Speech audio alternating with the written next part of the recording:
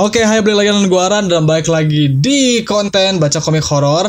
Udah lama banget gue udah nggak upload konten baca komik horor ya. Terakhir gue upload tuh kalau nggak salah Desemberan deh. Cuman gue karena terlalu fokus sama game Dead Space dan game-game lain, dan gue juga fokus kerjaan, jadi gue nggak sempet upload ini. Dan sekarang gue pengen lagi coba fokus lagi di baca komik horor gitu, oke?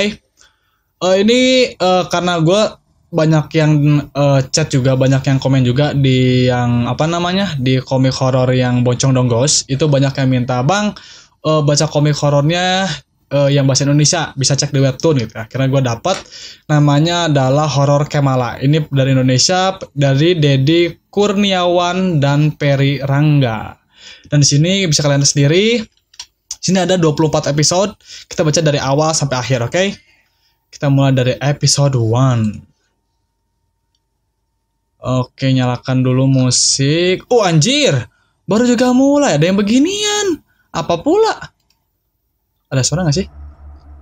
Ada suaranya, oke. Baru juga mulai. Peringatan, komik ini memuat adegan sadis dan kata-kata kasar. Kejadian di dalam cerita blablabla. Oke. Apa anjing? Oi, baru mulai, Cuk. Anjing. Aku merinding. Wah, tai. Kalah, baru mulai nih. Rasanya seperti terbangun di tengah-tengah mimpi. Oh ya, ini judulnya yang pertama, episode pertama itu judulnya dah terbangun. Rasanya seperti terbangun di tengah-tengah mimpi. Oke. Aku resah menerka-nerka. Kepalaku dipenuhi tanda tanya. Kok deg-degan gitu. Aku ada di mana? Aku ini siapa? Oke. Ini Kemala. Story Sweta Kartika, Art Dedi. Oke, ya bisa, ini berarti dia dari Indonesia lah ya. Terbangun, bab 1. Dia bangun. Terus dia lagi di sekolah apa gimana ini? Hanya simbol ini yang ada di hadapanku. Ini simbol satanik. Dan keberadaannya sama sekali tidak menguraikan misteri yang melandaku. Sebaliknya, misteri yang ada kini jadi berlipat ganda. Sekarang, ini jam 12 malam lebih ya, lebih 20 menit masuk ke jam 12:30 malam. Meren, karena gelap gini pasti malam lah, gak mungkin siang. Dia sendiri di kelas dong, ngapain ya? Apa yang sebenarnya terjadi? Takut. Aku takut. Tolong! Pukul 12:30 malam, aku berlarian memburu di sepanjang koridor sekolah yang lengang dengan miliaran pertanyaan di dalam kepalaku. Semakin jauh aku berlari, tekanan udara semakin turun. Gua ada ya, saya liatin belakang ya. Ada perubahan hawa yang sangat tak wajar. Kian menyuburkan rasa takut di dalam dadaku. Apa ini? Darah. Oh kan darah.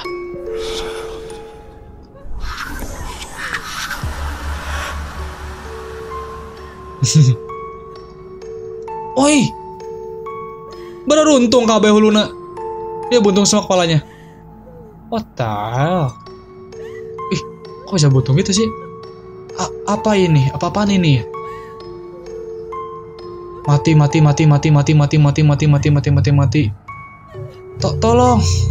Tolong. Apa yang barusan aku lihat? Tepat apa ini sebenarnya?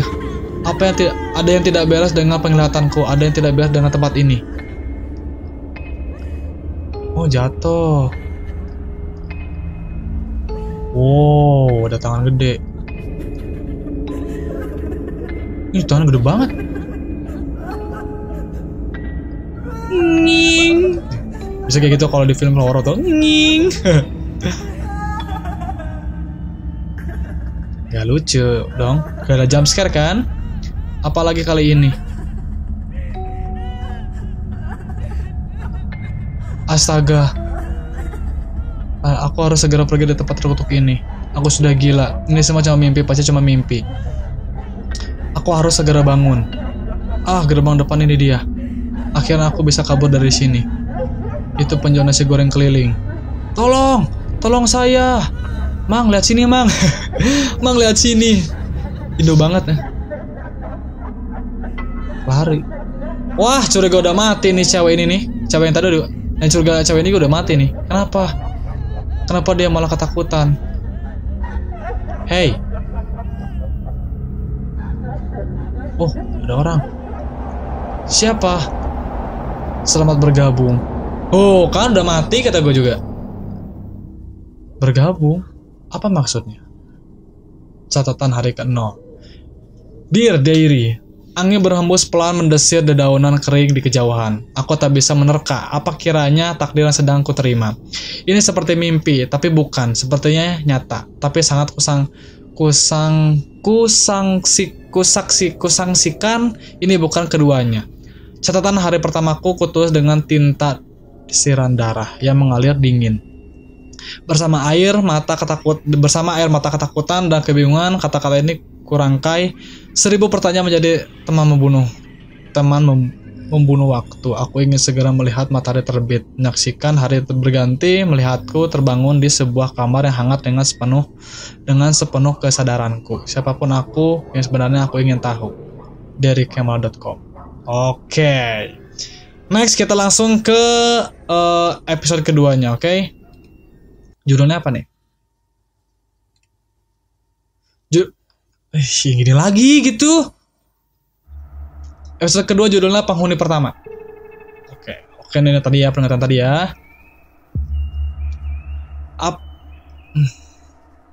Apa yang harus kau takutkan jika kau sudah menjelma menjadi ketakutan itu sendiri? Bagaimana mungkin kau akan takut pada kematian jika kau sudah melewatinya? Ini yang tadi ya, kelanjutannya.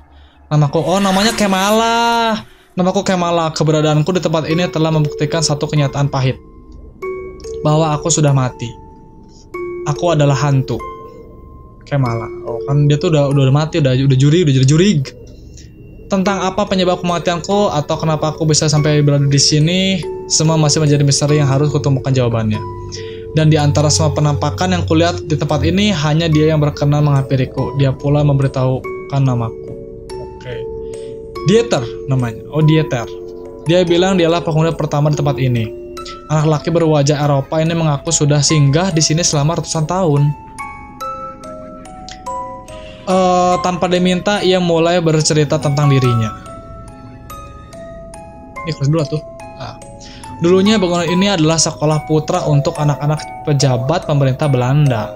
Saat itu hanya ada 5 ruang saja di atas tanah ini. Di masa Dieter bersekolah, semuanya berlangsung baik-baik saja. Sampai suatu ketika datanglah pasukan tentara Asia yang berbadan kerdil dan berjalan cepat. Tentara Jepang. Oh, zaman penjajahan dulu kali ya.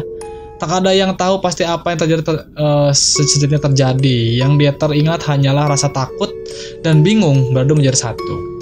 Mereka yang sedang khusyuk belajar tiba-tiba dipaksa keluar ruangan dengan kekerasan. Para murid lantas dikumpulkan di tengah lapangan, diseret dan dijemur layaknya anak-anak kerbau di bilik tukang jaga. Pemimpin mereka berwajah dingin dan kosong layaknya hantu. Sedangkan anak buahnya berdiri memagari dengan todongan bedil yang tertuju ke para arah murid. Anjir, mau ditembak mati? Ini bukan gertak sambil semata. Nyawa murid-murid yang membangkang sudah regang oleh desingan peluru. Sementara itu, bapak guru diserahi sepucuk pistol kecil oleh pemimpin mereka. Tujuannya satu, membantai murid-muridnya sendiri. Anjir, gila. Satu perintah menyalak. 3-4 peluru wajib diletupkan. Diletupkan tuh jadi kayak di gini nih. Jadi kayak 1, 2, 3, 4. Kan 3 atau 4, 3-4 peluru. Menolak bukanlah pilihannya. Secepat itulah Pak Guru harus mengambil keputusan. Dia lolos dari maut. Saat itulah Pak Guru merasa tahu apa yang harus ia perbuat. Sebuah keputusan yang diambil dalam sebuah keputusan yang diambil dalam kurang dari sedetik. Dia langsung nembak si tentara Jepang ya. Pak Guru ingin dia tetap selamat. Meski hal itu membuat riwayatnya tamat. Anjir. Dia pakai belangkon nih. Anjir. Tetap aja mati si Dieternya. Saat Dieter berpikir bahwa ia telah lolos dari maut, ancaman lain telah menyambutnya. Dan itu membuat keadaan menjadi buruk. Jauh lebih buruk. Ini mana, Oh ini. Dieter kembali tersadar di saat lebam di sekujur badannya berdenyut nyaris secara konstan. Berarti terus saja. Masih di bawah naungan rasa takut dan sakit, apa yang telah ia saksikan telah mematikan seluruh rasa di badannya. Kini ia hanya bisa pasrah pada situasi yang menimpanya. Ini kasihan lah. Para tentara Jepang yang tersisa membawa Dieter dan mayat lainnya ke gudang gudang penyimpanan beras di belakang sekolah. Kedua tangan kecilnya dirantai, membuatnya bagai daging kerbau usai penjagalan. Digantung, jadi dia digantung gitu loh. Dan pemikiran itu lahir bukan tanpa sebab. Apa yang disaksikan dengan separuh matanya sangat mengguncang nalar. Para tentara Jepang itu menyantap tubuh bapak beramai-ramai. Anjir, kanibal, gelo. Mayat murid yang lain tinggal menunggu giliran. Anjir. Dan yang masih belum seutuhnya mati dibiarkan menyaksikan pemandangan mengerikan ini. Anjir, ngeri juga sih.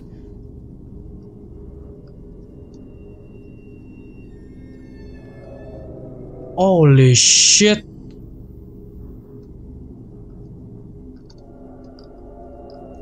Pada malam itulah ia kehilangan kedua kakinya sebelum akhirnya disusul dengan hilangnya nyawa. Begitu terbangun, ia sudah memiliki wujud ini. Ia terbangun sebagai hantu beberapa hari setelah kisah itu terjadi. Namun satu hal kecil masih amat menggangguku. Bagaimana mungkin di satu tempat ini ada berbagai macam penampakan hantu? Dieter menjawab, di tempat inilah para pemburu hantu membuang hasil buruannya ke Mala. Di bangunan ini terkumpul hantu-hantu yang dibuang dari tempat asalnya. Jadi kayak si roh hantu itu kayak kekurung gitu ya di sekolah ini ya mungkin. Kita semua adalah kumpulan arwah terbuang yang tak tenang, bahkan setelah kematian menjemput. Kita yang seharusnya beristirahat dengan tenang di alam kubur justru terdampar di sini bersama-sama. Jika benar demikian, maka kita harus pulang. Oke, catatan hari pertama. Dear Diary, kini setidaknya aku tahu apa yang melandaku, namun ini baru saja dimulai. Semakin besar misteri yang muncul menghadang, semakin besar pula keinginanku untuk berjuang. Setidaknya aku tidak sendiri. Oke. Ini cukup seru sih, komiknya cukup seru ya. Jadi ini tuh kayak ya si Kemala itu dia kan terdampar di satu dunia spiritual perjurigan ya, tempat para hantu gitu, dan itu ya tempat sekolah itu kenapa bisa banyak hantu kayak tadi di episode pertama itu ada kepala buntung, ada tangan gede, terus ada hantu yang pakai lentera, terus ketemu sama si hantu bocil yang namanya Dieter itu. Ternyata sekolah itu adalah tempat pembuangan mayat-mayat, jadi roh-roh yang di saat itu pada gentayangan ya pada penasaran gitu, dan dia kemungkinan minta diselamatkan. Dan menurut gua kayaknya si Kemala ini punya tujuan untuk menyelamatkan roh-roh yang ada di sini gitu. Cuma nggak tahu tantangan apa yang akan dia dapat. Anjay. Oke, mungkin sekian aja untuk episode baca komik horor kali ini. Kalau kalian suka, kalian bisa like, comment, and subscribe. Kalau enggak juga nggak apa-apa, santai. Kalau gitu, sekian, sampai jumpa di episode berikutnya. Bye.